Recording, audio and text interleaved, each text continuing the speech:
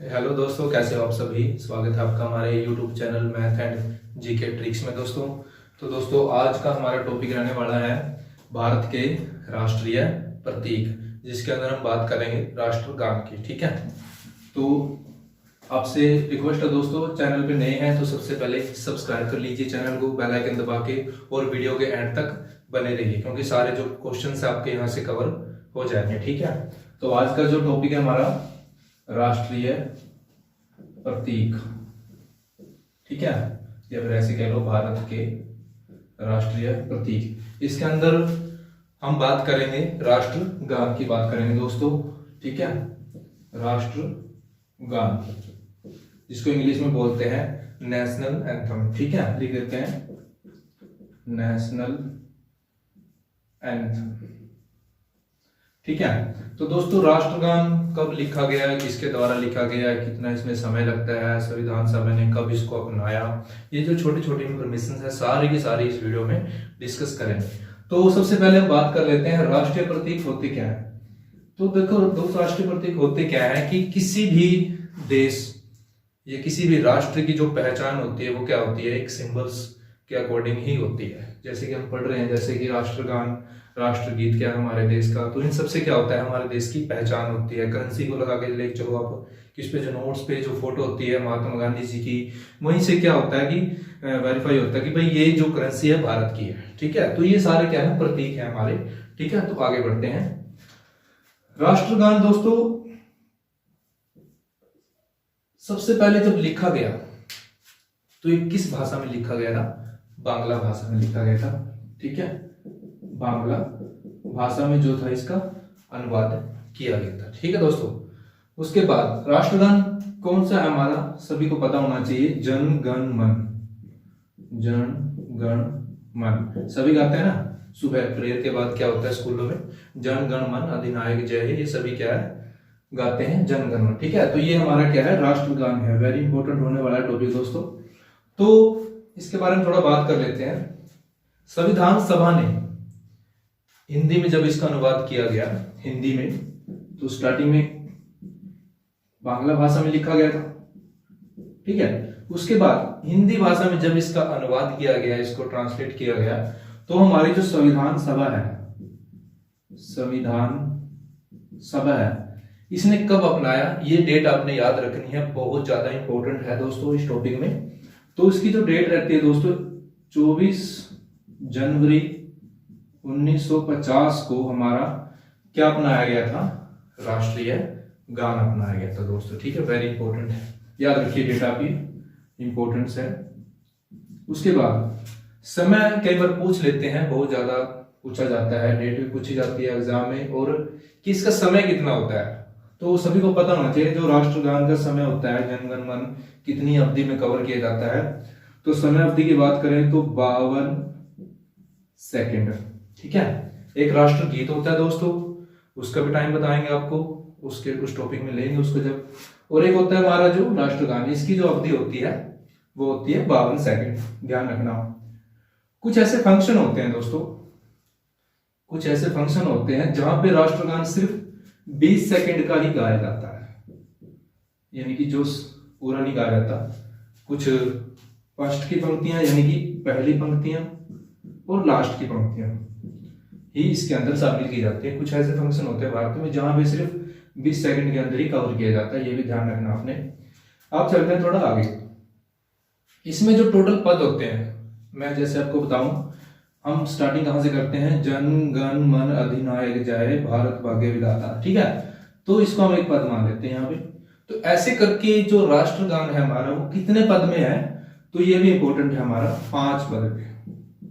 ठीक है, कितने पद में कवर किया गया है राष्ट्रगान को, 5 पद में। छोटा सा क्वेश्चन है, बन सकता है आपको, याद रखिए। ठीक है, अब थोड़ा आगे चलते हैं। राष्ट्रगान लिखा किसने है, कौन थे वो व्यक्ति, महान व्यक्ति जिन्होंने इसकी रचना करी, ये भी इंपॉर्टेंट है दोस्तों। यहां से भी आपका प्रश्न जरूर बन सकता है। ठीक है, एक डेट का प्रश्न, समय अवधि का प्रश्न, ये सारे ही इंपॉर्टेंट है। ठीक है, उनका याद रखना अपने नाम, रविंद्रनाथ टैगोर। रविंद्रनाथ टैगोर जो व्यक्ति थे दोस्तों, इन्होंने ही सबसे पहले बांग्ला भाषा में इसका अनुवाद किया था। ठीक है। तो कह सकते हैं कि राष्ट्रगान किसके द्वारा रचित है, तो ये रविंद्रनाथ टैगोर ने ही लिखा था, ठीक है। उसके बाद रविंद्रनाथ टैगोर दोस्तों इंडिया के फर्स्ट, या हम कह सकते हैं कि एशिया के पहले, ठीक है, लिख देते हैं, एशिया के पहले या भारतीय साहित्य में प्रथम नोबेल पुरस्कार पाने वाले, यानी कि फर्स्ट जो नोबेल पुरस्कार मिला था, ठीक है, नोबेल पुरस्कार किसको मिला था दोस्तों, रविंद्रनाथ टैगोर को मिला था, ठीक है दोस्तों। नोबेल पुरस्कार दोस्तों ये सबसे बड़ा पुरस्कार होता है विश्व का, ठीक है। और किस में मिला था इन्होंने, साहित्य, भारतीय साहित्य बोलते हैं, ठीक है, इसमें मिला था सर। भारतीय साहित्य में फर्स्ट नोबेल पुरस्कार पाने वाले कौन से थे, रविंद्रनाथ टैगोर थे दोस्तों, ठीक है। या फिर एशिया के पूछ लेते हैं, कई बार क्वेश्चन को घुमा के दे देते हैं कि किसने मिला था, रविंद्रनाथ टैगोर ने मिला था। कब मिला था दोस्तों, इसकी डेट भी आपने याद रखनी है, 1913 मिला था, ठीक है। कब मिला था, 1913 में मिला था, ठीक है। तो ये कुछ बातें थी रविंद्रनाथ टैगोर के बारे में। उसके बाद चलते हैं आगे। एक व्यक्ति थे जिन्होंने राष्ट्रगान की धुन बनाई थी। क्वेश्चन क्या बनेगा कि राष्ट्रगान की धुन बनाने वाले व्यक्ति कौन थे, वो कौन थे, कैप्टन राम सिंह ठाकुर। ये नाम आपने याद रखना है भाई, ठीक है। कौन थे, कैप्टन राम सिंह ठाकुर। और ये कौन थे दोस्तों, INA के एक सिपाही थे, ठीक है। अगर इसकी डेफिनेट फुल फॉर्म की बात करें तो इंडियन नेशनल आर्मी, ठीक है।